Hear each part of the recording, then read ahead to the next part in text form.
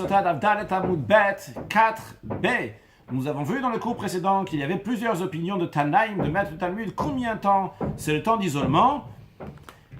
Que le temps d'isolement, ça correspond à un temps d'avoir un début de rapport avec une femme.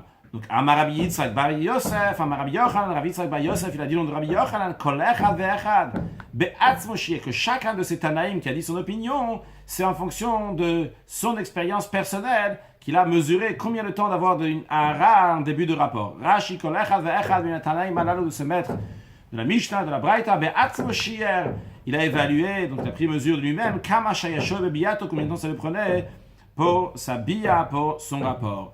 Gemara demande, Vaïka Ben Azai, voilà qu'il y a parmi les opinions. Il y a l'opinion de Ben Azai, de l'Onassif, que Ben Azai ne s'est pas marié. Rashi, Vaïka Ben Azai de l'Onassif, voilà qu'il y a Ben Azai qui ne s'est pas marié, comme il est dit dans le traité Yibamot, il a dit, Aval Ma'es, et là-bas c'est ramené qu'il a dit, qu'est-ce que je veux faire? Shenav Shichash Kabatora, mon âme, en vie dans l'étude de la Torah. Ah, et c'est vrai qu'il faut procréer. Le monde peut exister avec des autres. Comme ça, il y a écrit dans le chapitre Abal Yebimto qui est dans le traité Yibamot. En tous les cas, qu'est-ce qu'on voit? Que Ben Azai ne s'est pas marié. Comment tu peux dire que Be'atzon Shier, que lui-même, il a évalué? La Gemara dit trois réponses. Première réponse, Eima, on peut dire que Nasi ou Pire Shava, qui s'est marié, et après il s'était divorcé. Comme d'ailleurs, ailleurs, il y a écrit qu'il s'était marié avec la femme, la fille de Rabbi Akiva, après il l'a quitté. Deuxième réponse, si tu veux, je peux te dire, mais Rabbi Shmiel, qu'il a entendu ça de son maître. Bien que son maître c'était Rabbi Akiva, sûrement il avait d'autres maîtres. Dans la Braïta d'avant, on a vu qu'il n'était pas d'accord avec Rabbi Akiva. C'est une troisième réponse, je peux te dire. Il y a écrit Sod Hashem Liriach, que le secret de Dieu à ceux qui le craignent, c'est-à-dire que Dieu lui a dévoilé. C'est-à-dire que Dieu lui a dévoilé. Dieu lui a dévoilé que si il serait marié, combien de temps ça lui aurait mis pour avoir un début de rapport. Continuons la Gemara, Darash Ravavira, il a expliqué, il a dit, Zim, Namar Mishou de Rabbi Ami, des fois il disait cette explication au nom de Rabbi Ami, Zim, Namar Mishou de Rabbi Asi, des fois il disait ça au nom de Rabbi Asi. Donc c'est-à-dire qu'il avait entendu cet enseignement aussi bien de Rabbi Ami, aussi bien de Rabbi Asi, lorsqu'il disait ça devant les élèves de Rabbi Ami, il disait ça au nom de Rabbi Ami, lorsqu'il disait ça devant les élèves de Rabbi Asi, il disait ça au nom de Rabbi Asi. Qu'est-ce qu'il a dit?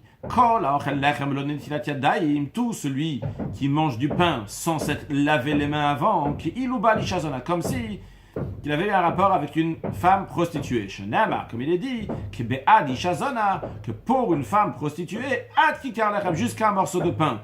C'est-à-dire que la gravité du kikar lechem, du morceau de pain qui a été mangé sans s'être lavé les mains, eh bien c'est comme avoir un rapport avec une femme prostituée. Juste à rappeler que les sages ont instauré de se laver les mains avant de manger du pain. Quand on dit se laver les mains, c'est pas juste se laver les mains au savon, mais c'est Netilat Yadayim, avec toutes les lois de Netilat Yadayim, donc d'ablution des mains, qui sont dans le code de la loi juive, donc avec un réceptacle, etc.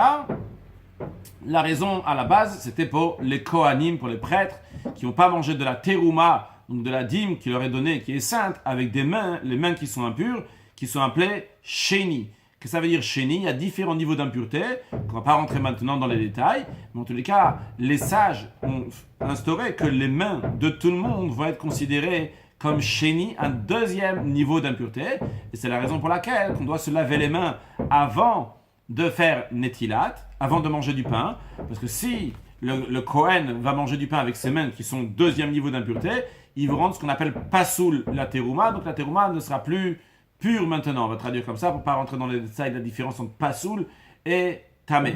Bien que c'est uniquement pour les Kohanim, pour les prêtres, pour pas qu'ils mangent de la terouma, mais ça a été instauré pour tout le peuple juif. Tout le monde doit se laver les mains sans exception, même s'il n'est pas Kohen, même s'il mange du pain qui n'est pas terouma. Et même aujourd'hui, qu'il n'y a pas le Beth Hamikdash, on le fait pour se préparer pour quand il y aura le Beth Hamikdash. Bien.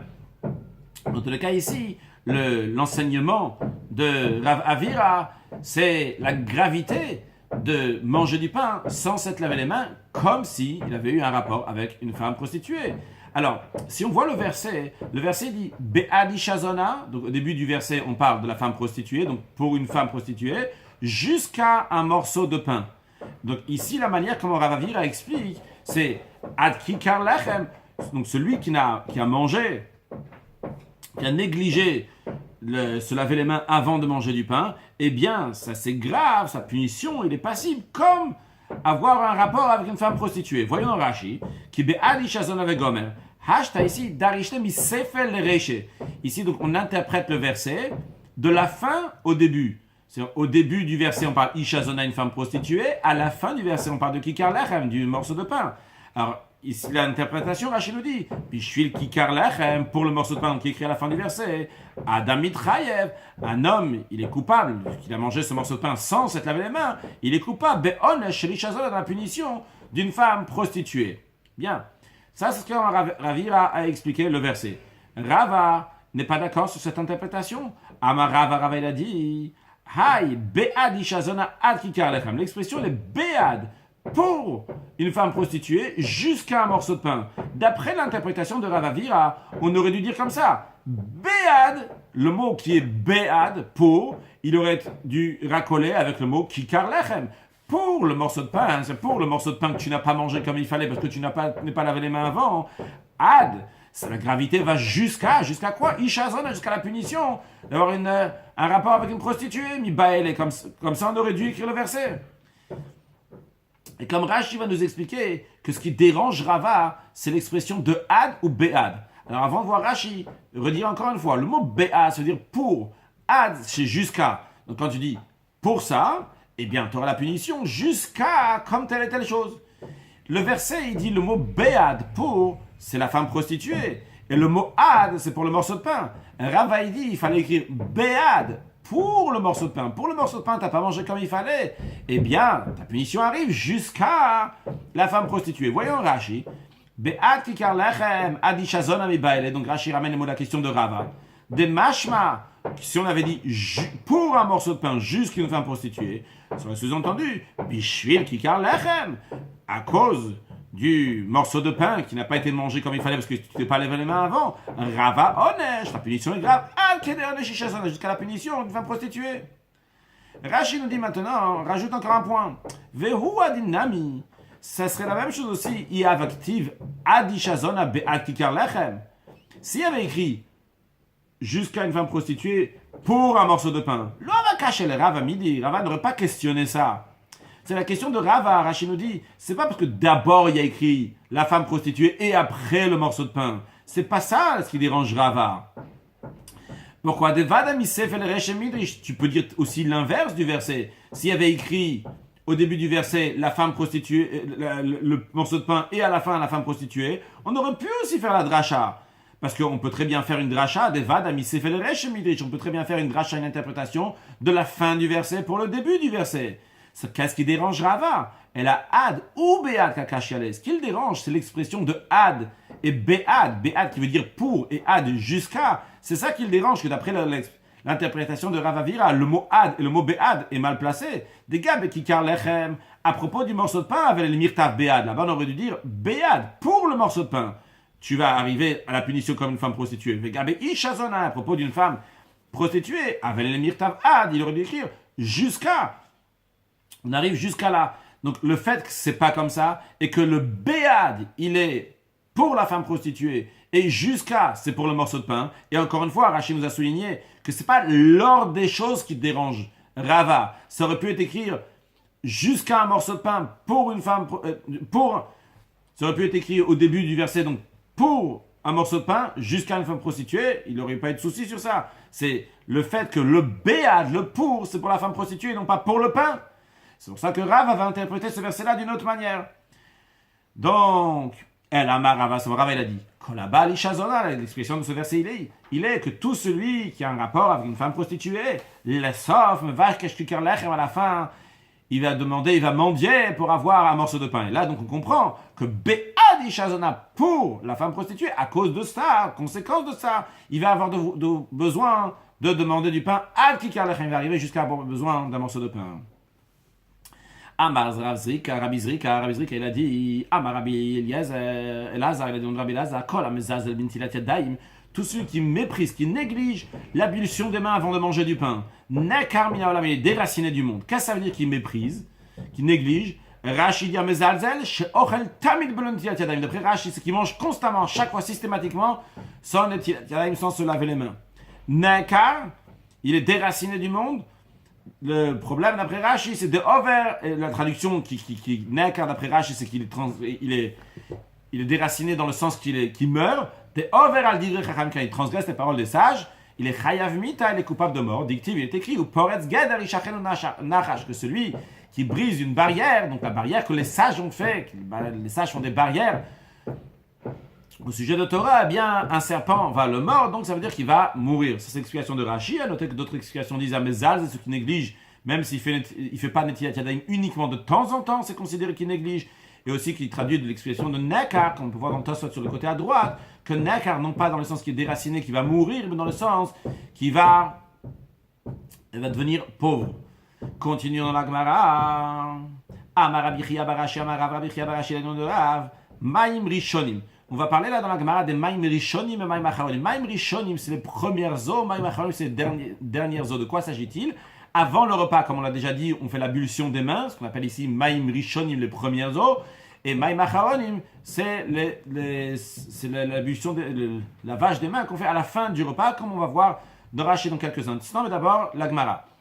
Maim Rishonim, donc les premières eaux, il faut élever les mains vers le haut.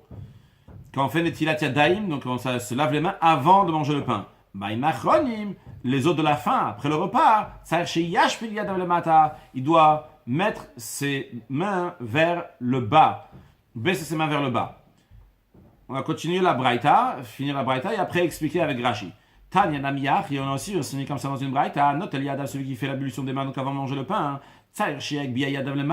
il doit lever ses mains vers le haut. Pourquoi? De peur que les os vont sortir à l'extérieur de l'articulation.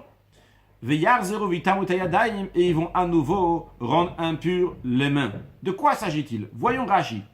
Maim Rishonim, pardon, chez l'Ifna Amazon. Donc les premières os qui sont avant la nourriture, donc avant le pain. Il faut Shiat Biya Yadav. Il faut qu'il lève ses mains. Rachetz Beotam. Rashi, d'après Rashi, lever les mains, ça veut dire le bout des doigts. Rashi, d'après son opinion, l'opinion de Rashi et d'autres Rishonim, le Netilat Yadayim, se laver les mains, c'est uniquement le bout des doigts. C'est-à-dire qu'il faut se laver uniquement ça. Oui, ça peut aider quelqu'un, comme on se lave le jour de Kippour et le jour de Tisha B'Av, on se lave uniquement donc les bouts de doigts. C'est pour ça que Rashi traduit ici, chez Akbiya Yadav, il doit lever ses mains, les mains qu'il va laver. Rashi traduit, Racha Etzbaotav, le bout des doigts. Chez Iwamay Meshapim Letzadzrotav. Donc l'eau va couler du côté de ses bras. Donc il doit mettre, dans ce sens-là, il doit mettre ses doigts, comme ça.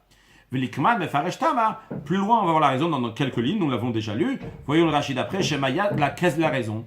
De peur qu'il y a de l'eau qui va sortir à l'extérieur de l'articulation. Donc l'articulation, d'après Rachid, c'est ici, donc c'est l'articulation des doigts, entre les doigts et la paume de la main, donc cette partie-là de la main.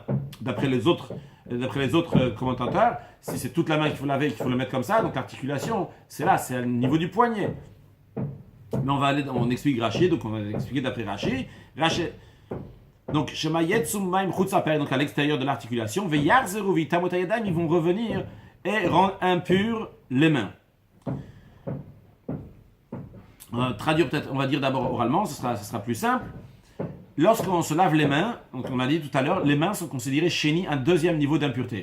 Lorsque quelqu'un se lave les mains, ici c'est pas écrit, mais ailleurs c'est écrit, lorsqu'on se lave les mains avec moins d'un révit d'eau, avec moins de 86 ml d'eau, tu ne peux pas passer sur ta main une fois 86 ml d'eau, il y a moins que 86 ml d'eau, c'est juste une parenthèse, c'est pas important ici pour la Gemara.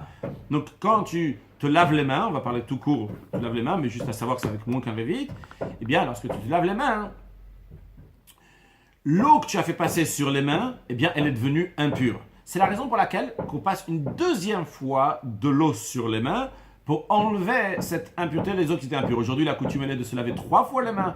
Mais en tout cas, sur le plan halachique, quelqu'un qui se lavait une première fois, les premières eaux qui sont encore sur la main sont impures, sont devenues impures de la main. La main elle était chénie, elle était deuxième niveau d'impureté, elle a rendu ses eaux aussi impures. Alors maintenant, il faut passer une deuxième fois de l'eau. Cette deuxième fois va enlever les premières eaux qui étaient impures. C'est pour ça qu'il faut se laver. Il faut passer deux fois sur les mains. Maintenant, l'eau qu'on a mis ici, elle était impure. Très bien. L'eau qu'on a mis ici, en tout cas d'après Rashi, donc on va parler d'après Rashi, donc l'eau qui est ici, elle, cette eau-là, donc n'est pas impure. Imaginons que quelqu'un s'est lavé les mains, il a fait comme ça, il y a des eaux qui sont passées ici, donc sur les doigts, et après c'est parti aussi sur sa main. Après cette personne-là s'est lavé une deuxième fois les mains, et il s'est donc on parle bien, il y a quelqu'un qui avait les mains donc vers le haut, le doigt vers le haut, donc c'est pour ça qu'il y a de l'eau, donc qui a coulé ici. Il y a de l'eau comme ça, hop, qui a coulé ici. Après, il s'est lavé une deuxième fois les doigts, les mains, mais uniquement à partir de l'articulation, uniquement par là. Bien, après, qu'est-ce qu'il fait cette personne-là? Ses mains, il les remet comme ça, il y a de l'eau qui coule d'ici à là. Alors, l'eau qui était sur ses doigts au début, qui était donc de l'eau qui était impure, qui est partie sur sa main, maintenant va revenir sur ses doigts. Et cette eau-là n'est pas purifiée, cette eau-là est impure. Alors, c'est la raison pour laquelle, qu'est-ce que nos sages disent? Tu mets tes mains vers le haut. En mettant les mains vers le haut, par cela, il n'y a pas de l'eau qui est sur la main qui va revenir sur les doigts et les rendre impurs. Juste à noter que dans les commentaires, le Beth Yosef il ramène la question pourquoi on ne peut pas mettre les mains vers le bas et il donne aussi des réponses. En tout cas, tu dis ici, écrit ici sur le texte, des gens demandent pourquoi on fait pas juste, on nettoie pas juste le bas. Peut-être à la fin du cours, on dira la réponse du Beth Yosef. Dans tous les cas, donc on pourrait Rashi explique qu'il faut mettre les doigts vers le haut. Rashi, je reprends Rashi, le début de Rashi, qui dit Tnan Masechet Yadayim, qu'on a enseigné dans le traité Yadayim, donc il parle des mains, de l'impureté des mains. Il faut mettre l'eau sur les mains deux fois. Harishonim, les premiers eaux, Metarim et Yadayim rendent pures les mains. Veashnim, pourquoi il faut une deuxième fois de l'eau? Metarim et Tamayim Atofrim al Yadav. Il purifie les eaux qui se sont mises sur ses mains, les premières eaux qui sont mises sur ses mains. Shenitnu Bitrila Mechamat Yadayim, qui sont devenues impures à cause des mains, quand les premières eaux sont devenues impures. Utnana, t'as enseigné là-bas dans le traité Yadayim, Hayadayim mitamot ou mitarot, les mains deviennent impures et se rendent pures, adaperek jusqu'à l'articulation. Kelomar, c'est-à-dire, minaperek ou le mata, à partir de l'articulation et plus bas, donc c'est sur tous les doigts, gazrou alen, les sages ont décrété liot shiniot, qui vont être un deuxième niveau d'impureté, et donc, ou postot et atuma, si ils vont toucher la terouma ne sera plus pure. Et comment? Donc ça, c'est quand ils sont impurs les mains. Deuxième partie, ou mitarot, comment ils deviennent purs. Benetira, adaperek, en se lavant les mains jusqu'à l'articulation. Chez adaperek, il y a que jusqu'à l'articulation, il y a besoin de se laver les mains. Maintenant, on le dit comme ça. Nat, tarishonim vetashnim, le bachilis, il faut dire chutz taperek. S'il se lavait la première fois et la deuxième fois les mains à l'extérieur de l'articulation. Donc il a fait comme ça, il a mis de l'eau par exemple jusqu'à là. Vechazrou le yad, après ces eaux-là qui étaient là. Donc, ils sont revenus dans la main. Théorim, ils sont purs. Pourquoi? Charetiar ou Ashnim et Tarishonim. Vu qu'il s'est lavé la première fois tout ça, et la deuxième fois il s'est lavé aussi tout ça, les deuxièmes eaux ont purifié les premières eaux. Par contre, le problème il est, si Natal et Tarishonim chutz taperek, si la première fois il s'est lavé les mains jusqu'à là, donc ça il s'est lavé les mains, et c'est l'eau, ils sont partis comme ça aussi jusqu'à. Les eaux donc qu'il avait ici sont partis aussi au-delà de l'articulation. Vet Ashnim, par contre, les deuxièmes. Il les a lavés, il a mis de l'eau adaperek seulement jusqu'à l'articulation. Vechazrou le yad. Et après, les premières eaux sont reparties dans la main, tmé à la main impure. Rachid explique que l'homme, c'est-à-dire yad soarishonim chutz taperek, que les premières eaux, ils sont partis, ils ont glissé ici. Vers la shnim, quand il s'est lavé une deuxième fois, lohikpi, n'a pas fait attention, l'itol, de se laver les mains, adma comme shiatsurishon jusqu'à l'endroit que les premières eaux sont sorties. Elle a adaperek, mais seulement jusqu'à là, jusqu'aux articulations. Donc s'il avait seulement ça, et il restait de l'eau ici, kemishpatan, quand il fallait, il s'est lavé uniquement ça. Et après, vechazou arishonim, les premières eaux sont parties, les yad à la main, tmé à la main impure. Pourquoi? Sharenit mutrila, mechamat yadaim. Parce que ces eaux-là qui étaient ici sont devenues impures à cause des mains. Dans le premier lavage, Veashnim, les deuxièmes eaux qui ont été lavées uniquement ici, versées uniquement ici, l'otiar ou etayot, ils n'ont pas purifié les eaux qui sont sorties, qui sont parties au-delà de l'articulation. Et c'est la raison pour laquelle que Tzar Shiak Bia Rachez Botak, de lever ses doigts vers le haut, le mal vers le haut, Shemayet Sumayim Arishonim, de peur que les premières eaux vont sortir, Viyazur Vitamut Ayadayim, vont rendre impures les mains. Par contre, quand on met les mains vers le haut, ce n'est pas possible que l'eau qui coulait en bas va revenir vers le haut. Donc ça, c'est en ce qui concerne le Maïm Rishon, les premières eaux.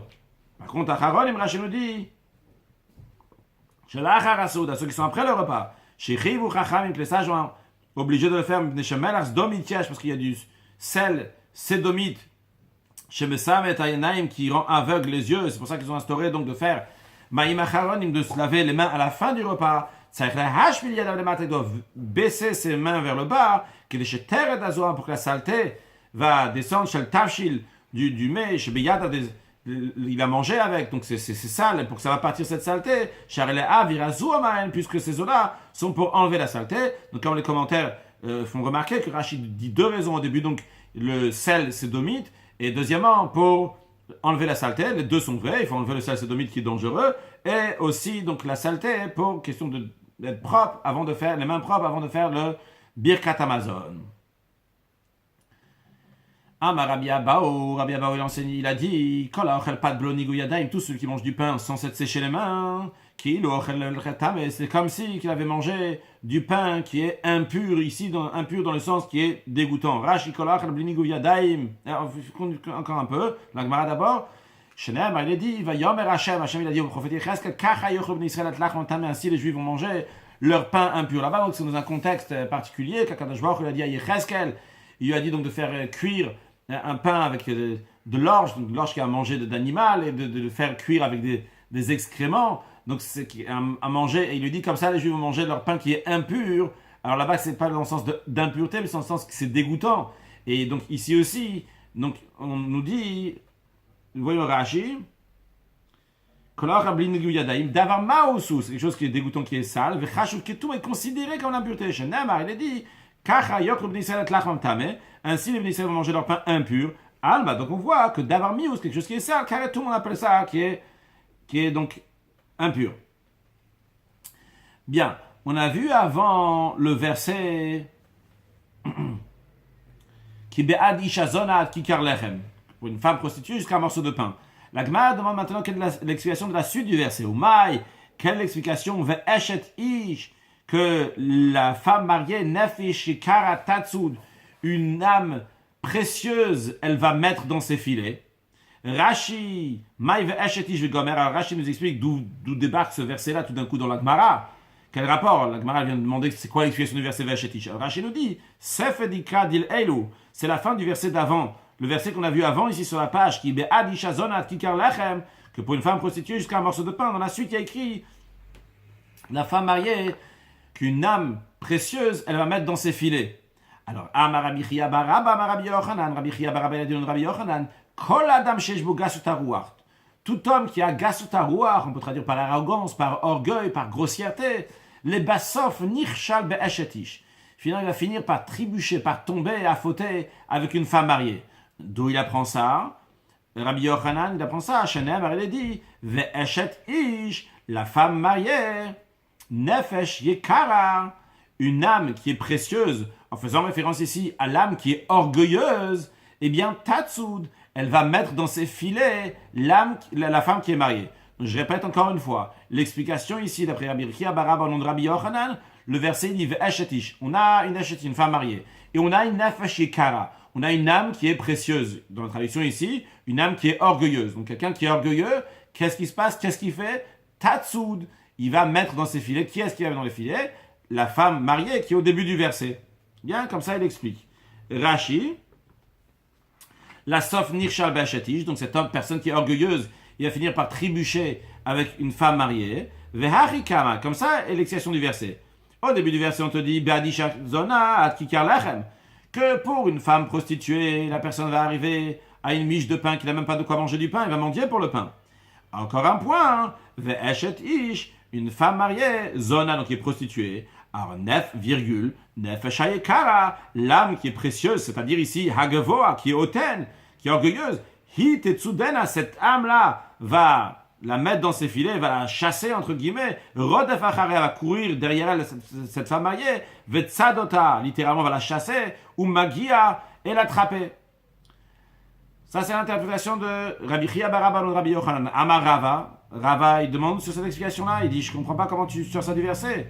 Deux questions, il a Rava. Premièrement, il dit, hay nefesh shekara, où est-ce que tu vois ici une âme qui est précieuse, yekara, qui est précieuse. Nefesh gvoa mi balei, il fallait que le verset aurait dû dire, une âme qui est hautaine, qui est orgueilleuse. Veod, une deuxième question, Rava, il dit, hitatsu mi balei, d'après ce que tu dis, que nefesh yekara, c'est l'âme précieuse, qui va chasser, entre guillemets, la femme mariée, il fallait écrire Nefesh Shekara hi tatsud, rajouter le mot hi.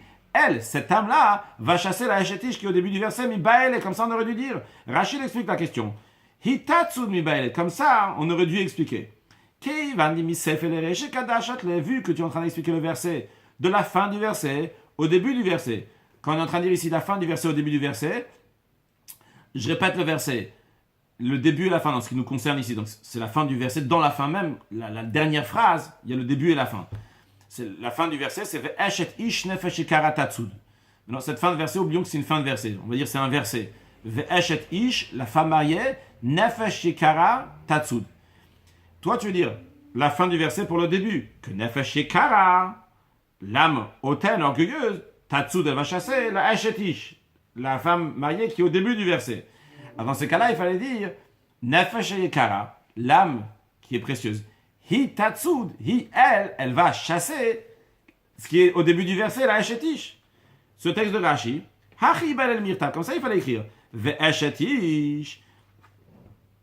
Et la femme mariée, nefesh shekara, ve eshetish, virgule, la femme mariée, virgule, nefesh shekara, l'âme qui est orgueilleuse, hi tatsudota, elle, cette âme-là, va chasser cette femme. Aval ashta, mais maintenant, mashma, le verset, il n'y a pas écrit le mot hi, il y a écrit hitatsud. Ici, ça sous-entend she'et et she'ish. C'est la femme mariée que tsada et anefesh haïka qui chasse, entre guillemets, qui met dans ses filets l'âme précieuse. Pour écrire eshet ish, la femme mariée, nefesh shekara tatsud. C'est elle qui chasse la nefesh shekara, l'âme qui est hautaine, qui est orgueilleuse. Comme ça, donc en tous les cas, Rava n'est pas d'accord avec cette interprétation. C'est la raison pour laquelle que Rava va donner une autre interprétation à ce verset. Ve'eshet ish nefesh shekara tatsud.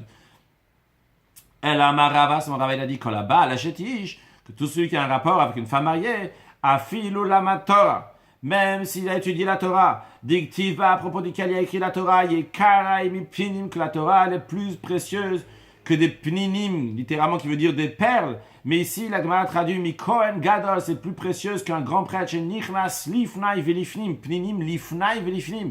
À l'intérieur, c'est dans le sein des saints. Le Kohen Gadol, il rentrait dans le sein des saints dans le temple. C'est pninim.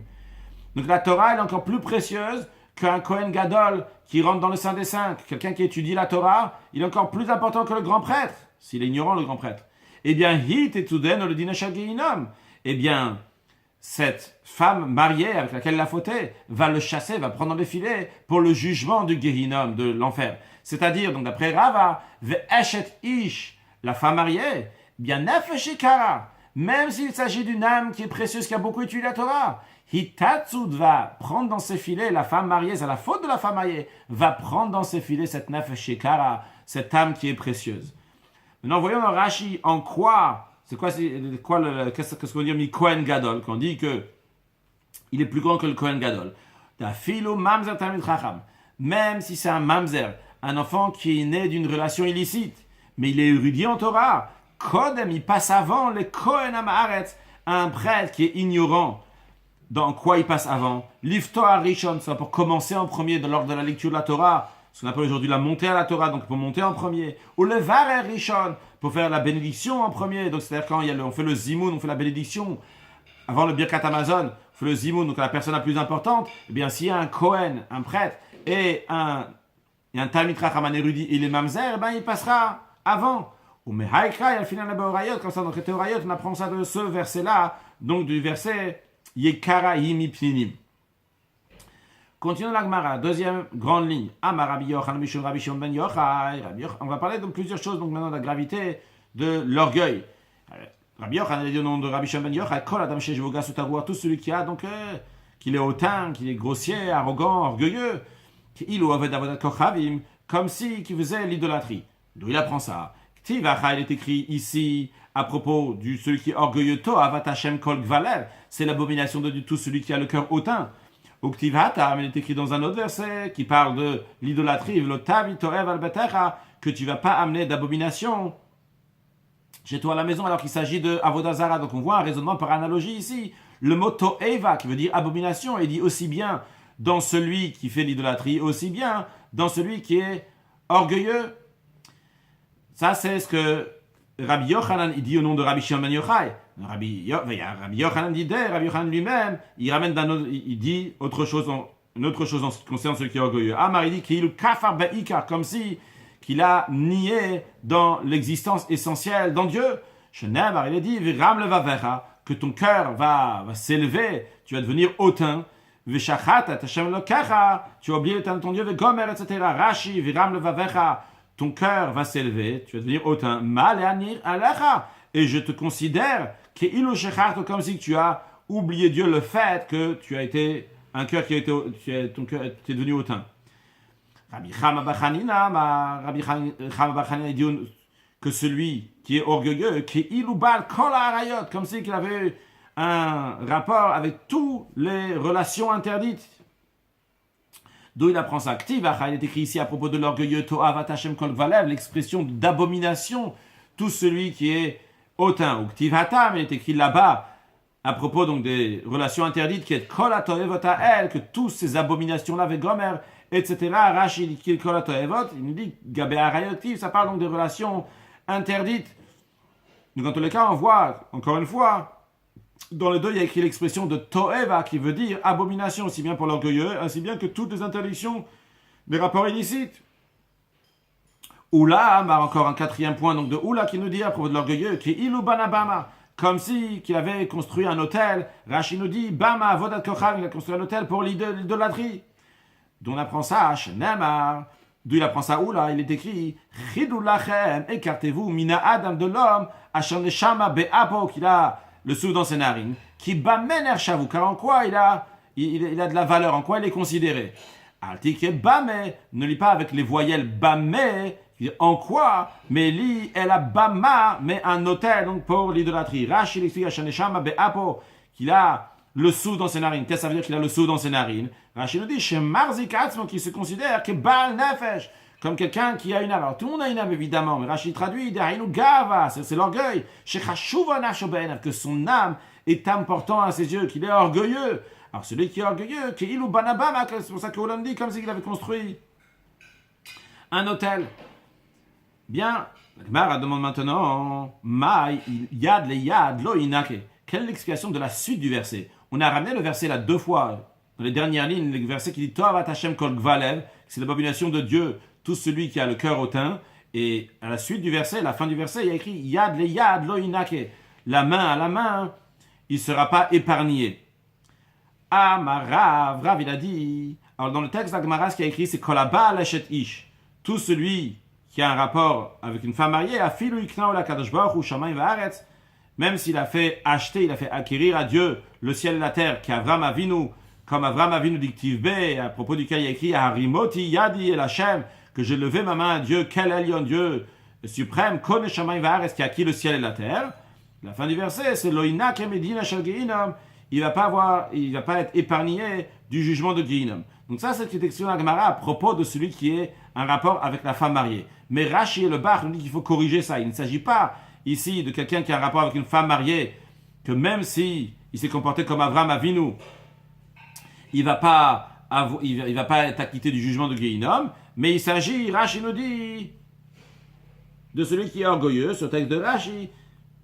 Déjà un Rashi, Mayad le Yad lo Inak, et Rashi nous dit d'où on arrive à ce verset-là, Mayad le Yad lo Inak. Saifadikra, c'est la fin du verset de Ayrebel qu'on a dit avant, To'avat Hashem kol gvalev, c'est une abomination de Dieu, tout celui qui a le cœur hautain. La fin du verset, c'est Yad le Yad lo Inak. Hariga Sinan, Rashi nous dit, il ne faut pas dire, comme on vient de lire, tout celui qui a un rapport avec une femme mariée, il faut dire Kol sheshbugas tarua, tout celui qui a la grossièreté, donc il a l'orgueil, afilu iknao vegom chulu, même s'il a fait acquérir à Dieu, etc. Velogar Sinan, kolaba lachetishon, on ne fait pas la version de celui qui a un rapport avec une femme mariée, de le mishtae kala begasarua, parce que le verset, il parle uniquement de ceux qui sont orgueilleux. Alors, qu'est-ce qu'on a dit? Que même s'il knao la kadosh baruch hu, même s'il a fait acquérir à Dieu, hishlito beshifro, il a fait dominer Dieu en donnant des louanges à Dieu, à la colle surtout, qu'Avram, comme Avram, chez Kraou, qu'il a appelé du Kone Shamayim Va'aretz. Il a dit Dieu, qui lui, il a acquis le ciel, la terre, donc par ses louanges, Dieu, c'est le chef de tout. Varinu la yad le yad. Rachid nous explique dans sa sélection de la main à la main. Quel rapport ici de main à main? Afilu domel Avram, même s'il ressemble à Abraham, chez Amar Harimot Yadi, qu'Abraham il a dit, j'ai levé ma main à Dieu qui a acquis le ciel et la terre, eh bien, il ne va pas être acquitté, il ne va pas être épargné du jugement de Gehinnom s'il est orgueilleux. Donc, récapitulons ce qu'on a vu ici. Qu'est-ce que ça veut dire Yad le Yad lo Yinake? De main à main, il ne va pas être épargné. Donc, lo Yinake, ça veut dire qu'il ne va pas être épargné du jugement de Gehinnom. Mais qu'est-ce que ça veut dire Yad le Yad? De qui s'agit-il? Que même si cette personne est orgueilleuse, comme au début du verset, il y a écrit s'il est orgueilleux, eh bien même s'il y a le Yad, même s'il a le Yadi, l'expression de Yadi, ma main qui est dit à propos de Avraham Avinu qui a levé sa main pour dire que tout appartient à Kadosh Baruch Hu, eh bien quand même il ne sera pas acquitté du Gehinnom s'il est orgueilleux. Cette personne, même si elle se comporte comme Avraham Avinu. Kachalo de Rabbi Shila. Dans la yeshiva de Rabbi Shila, ils ont une question sur ce verset. Sur quoi Rashi dit Kachalo de Rabbi Shila, Hardracha de Rav, sur l'explication de Rav. Ils ont une explication, ils ne sont pas d'accord l'interprétation du verset, comme Rav l'a dit. Il dit Hay yad le yad lo yinake. Il y a écrit dans le verset main à main, il ne sera pas épargné. Mais d'après l'explication de Rav, yadi lo yinake mi ba'aleh, il fallait écrire yadi, ma main, elle ne sera pas épargnée de ma main, même si ma main, donc comme la main de Avraham Avinu, il ne sera pas acquitté. Rashi, Hachigasinan, ha yad le yad. De main à main, yadi lo yinake mi ba'aleh, il fallait dire ma main, donc ce qui fait référence à la main d'Avraham Avinu. Lo yinake, il ne sera pas acquitté du jugement de Gehinnom. C'est la raison pour laquelle ils vont donner une autre interprétation à ce verset Yad le Yad. Et la Amre de Rabbi Shila, c'est la raison pour laquelle qu'ils disent dans la yeshiva de Rabbi Shila, quelle est l'explication du verset Yad le Yad? Afilo kibel Torah comme Moshe Rabbeinu. Même cette personne orgueilleuse, elle a reçu la Torah comme Moshe Rabbeinu. Dictive B à propos duquel Moshe Rabbeinu écrit Mino, que de sa main droite, Esh dat l'amo, le feu de la loi, l'amo pour eux, pour le peuple juif, qu'il a pris pour le peuple juif. Eh bien, même s'il a reçu la Torah, comme Moshe Rabbeinu de sa main, lo yinak medina shel Gehinnom, il ne va pas être épargné de la justice de Gehinnom. Rashi afilu que Moshe, shekibel miyad HaKadosh Baruch Hu, qu'il a reçu de la main de Dieu, Torah, il a reçu le yad dans sa main, dans la main de Moshe Rabbeinu, il a reçu la Torah, eh bien, quand même, il ne va pas être épargné du jugement de Gehinnom. Sur cette interprétation aussi, celle de Rabbi Shila, Kachel de Rabbi Yochanan, le Rabbi Yochanan, il n'est pas d'accord avec cette interprétation. Il dit yad le yad. Le verset dit yad le yad, la main à main. Mais d'après l'interprétation de la yeshiva de Rabbi Shila, qu'est-ce qu'il fallait dire? Il fallait écrire yad miyad mi ba'aleh. Il fallait écrire la main de Moshe Rabbeinu qui a reçu miyad de la main de Dieu. Rashi yad miyad mi ba'aleh. De Hakra, vu que le verset bimekabel mukminan, vous, la yeshiva de Rabbi Shila, vous avez fait tenir ce verset-là. Bimekabel, dans ceux qui reçoit la Torah comme Moshe Rabbeinu. Velo ben noten, pas celui qui donne. Dans ce cas-là, il fallait écrire Yad, cette main-là, Miyad, qui reçoit de la main de Dieu, Lo Yinake, il ne va pas être acquitté du jugement de Gehinnom. Yad, Shekib, la Miyad, la main qui a reçu de la main, Afou Lo Yinake, lui aussi, il ne sera pas épargné du jugement de Gehinnom s'il est orgueilleux. C'est la raison pour laquelle Rabbi Yochanan a donné une autre interprétation sur le verset Yad, le Yad, Lo Yinake. Quelle interprétation? Voyons sur Dafé Amoud Aleph. Kafilo, c'est Tzedaka Baseter. Même s'il fait la tzedaka, la charité, en secret. Dictive, à propos de laquelle c'est quelque chose de tellement beau, tellement extraordinaire, la charité en secret, qui est écrit que Matan dictive B, dictive Ba, le Bach il rajoute le mot Ba, qui est écrit à propos de ça, Matan Baset Yechapeaf, que le fait de donner en secret, ça va renverser la colère de Dieu, de Gomer, etc. Et quand même, le Yinak et Medina shel Gehinnom, il ne va pas être qui ne va pas être épargné du jugement de Gehinnom. Rashi, Afilo sebaseter shenoten miyad le yad shalani. Maintenant ça marche bien, qui donne de sa main à la main du pauvre. Donc yad le yad. Donc cette personne elle est orgueilleuse et yad le yad, elle donne de la main à la main. Vehachi mashma. Comme ça veut dire yad anotenet le yad, la main qui donne à la main. Afu lui aussi lo yinake, il ne va pas être épargné du jugement de Gehinnom. Dictive B, matan baseter chulu. Il y a écrit donc à propos de cette charité en secret, il y a écrit donc cette colère, ça renverse la colère. C'est pas que ce verset-là, il est lié avec le verset qu'on a vu avant. Elle a riboutaï. C'est pour rajouter, pour dire un chidouche. Bien que cette tzedaka, cette charité qui est faite en secret, elle couvre sur la colère, et il ne me ça ne peut pas pardonner sur l'orgueil. Conclure avec une halakha, sur un détail de ce qu'on a vu aujourd'hui. l'Admour Azakan, il ramène donc le Seder de Netilat Yadayim, il ramène donc d'une autre Gemara, donc Gemara Shabbat, donc il y a écrit Mezalzel bin Netilat Yadayim, que celui qui méprise l'ablution des mains avant de manger du pain, Balidé à Niout, il vient la pauvreté, ce qui correspond ici avec ce que Sotashot il dit sur notre page à nous. Et le commentaire de Rashi, il explique là-bas, une autre explication, il dit, qu'est-ce que ça veut dire qu'il est Mezalzel? Ça veut dire qu'il ne se lave pas les mains, il frotte pas bien, il met un peu d'eau, un revit, betzimtzum, juste 86 ml, comme ça, très betzimtzum. Eh bien, il arrive à la pauvreté, d'où l'importance, en tout cas, de faire Netilat Yadayim, et avec grande largesse. Un sujet de Chassidut. On a parlé dans la Gemara, donc Ben Azai, il ne s'est pas marié, vu qu'on est dans la période de Parashat Shmini, ça fait le lien aussi avec les enfants de Bnei Aaron, les enfants de Aaron, Nadav Avihu, qui sont morts, que les Akrivu et Zara, ils ont eu un feu qu'on n'avait pas demandé d'amener. C'est quoi le problème, entre guillemets, donc les enfants de Aaron, ils ont eu une grande amour envers Akadosh Baruch Hu, ils avaient ce qu'on appelle en Chassidut le Klot HaNefesh, que leur âme les a quittés, ce qu'on appelle donc un Ratzo Blishou, c'est-à-dire que leur âme est montée vers le haut, mais ils ne sont pas revenus après ici, dans ce monde. Il y a eu le fait qu'ils sont montés, mais ils ne sont pas redescendus après ici sur terre, dans le concret. C'est-à-dire la paracha de Shvini, la paracha d'Achareba, dans l'écoute Sirot, c'est dans la paracha de Achare, qui on va bien appeler cette paracha Achare. C'est une notion donc de sortir de soi-même et pas être lié avec le monde. Donc ça, c'était dans les enfants de Aaron, qui étaient complètement déconnectés des choses. On retrouve dans la Gemara qu'il y en a 4 qui sont rentrés dans le Pardes, dans le monde spirituel, et ils sont pas bien ressortis. Entre autres, en tout cas, le Ben Azai que nous avons ici, il a regardé, jeté un coup d'œil, on va dire, il est mort. Et Rabbi Akiva, on dit que Nichnas Beshalom ve Yatsa Beshalom, il est rentré en paix et il est ressorti aussi en paix. C'est expliqué que la précision est que Nichnas Beshalom, parce que quand lui il est rentré, tout le but de monter vers le haut, de s'inspirer, de s'exalter, c'était pourquoi? C'était pour revenir après ici.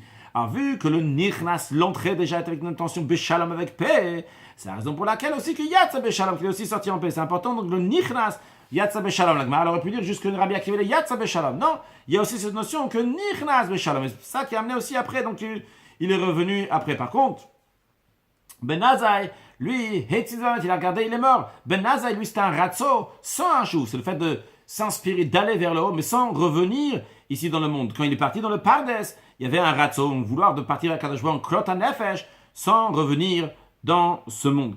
Bien que son comportement de manière générale, il y avait quand même quelque chose, parce que Asad Batora, le fait d'étudier la Torah, il y avait quand même un Amshacha Milmal, le mat du haut vers le bas aussi, il était Naïd Doresh, de belles drachot de l'interprétation. En tous les cas, quelqu'un qui se comprend de telle manière, la Bourazakan, il donne une Talmud Torah, En Beyado Avon, il n'y a pas une faute dans celui qui a fait ça. Mais en tous les cas, en ce qui concerne donc Tikunat, en ce qui concerne donc s'arranger à lui-même, c'est un comportement de Ratzo, et non pas un comportement de Kiyuma, de faire exister le monde. Mais c'est plutôt donc de Ratzo, de partir vers le haut, que Rabbi Akiva avait aussi un peu de cela, mais en tous les cas, pas comme Ben Azai, la preuve, c'est qu'il est revenu après concrètement. Alors on avait dit tout à l'heure, donc, que ce qui concerne donc, l'ablution des mains vers le haut, vers le bas, on va dire un sujet. Alors en ce qui concerne donc, lever les mains vers le haut, pour pas que les mains vont revenir, pour pas que l'eau va revenir, d'après Rashi, on peut demander la question, il aurait pu le mettre comme ça, bas, du début jusqu'à la fin, comme ça les eaux vont pas partir du tout, ils vont rester vers le bas. Alors le Bet Yosef, il ramène deux réponses. Une réponse de Marie Abouav, et il dit, d'après ceux qui pensent qu'il n'y a pas besoin de Netila pour ce qui concerne le Choulin, donc quand c'est pas des choses de Touma, ça suffit juste donc le bout des doigts, il dit, d'après eux, il faut dire que l'endroit, là la pomme, cet endroit-là, donc qui relie, bien qu'il n'a pas besoin de faire Netila Yadayim ici, mais c'est un endroit qui aussi devient impur si tu mets de l'eau. C'est pour ça que si tu vas mettre de l'eau comme ça et après tu vas verser ici, même si tu vas mettre vers le bas, ben peut-être les eaux ils vont venir d'ici et ils vont aller après ici sur les doigts et ils vont rendre impurs. Donc c'est pour cela qu'il faut les mettre vers le haut. Ça c'est l'explication de la réponse de Marie Abouav. Donc encore une fois je répète, vu que cet endroit-là aussi, c'est vrai qu'il ne faut pas faire Netilat Yadayim ici, mais si tu mets de l'eau ici, elle devient impure. Donc même si tu mets de l'eau qui vient ici impure, donc après elle va retourner vers le bas, ça va rendre impur les doigts. Ça c'est une explication. Le Bet Yosef lui-même donne une explication. Il dit que c'est vrai, tu peux le mettre vers le bas. Et c'est la même chose que si tu mets vers le haut. Mais les Chachamim, ils ont voulu le mettre vers le haut, tout simplement parce qu'il y a écrit il faut le mettre vers le haut. D'ailleurs, le Mishnah Berurah aussi, il parle de ça, de cette notion-là. Et il ramène aussi qu'Alpi Kabbalah, dans la Mourazakan aussi, dans le Shulchan Aruch ici, dans le 7 Netilat Yadayim, il me semble que c'est là, oui, dans le Netilat Yadayim, si je ne me trompe pas, il ramène aussi que c'est Alpi Kabbalah, donc Davka, il faut le mettre vers le haut, c'est Yidechem Kodesh, les mains vers le haut, faisons plein de bonnes choses avec nos mains, quand ils sont en haut, quand ils sont en bas, dans tous les sens. et comme ça faire une dira betartonim, une demeure à Dieu ici-bas, le razzo, s'inspirer, mais aussi avoir le chouv de revenir ici-bas, faire une demeure à Dieu ici-bas, et par cela, amener Mashiach now. Excellente journée.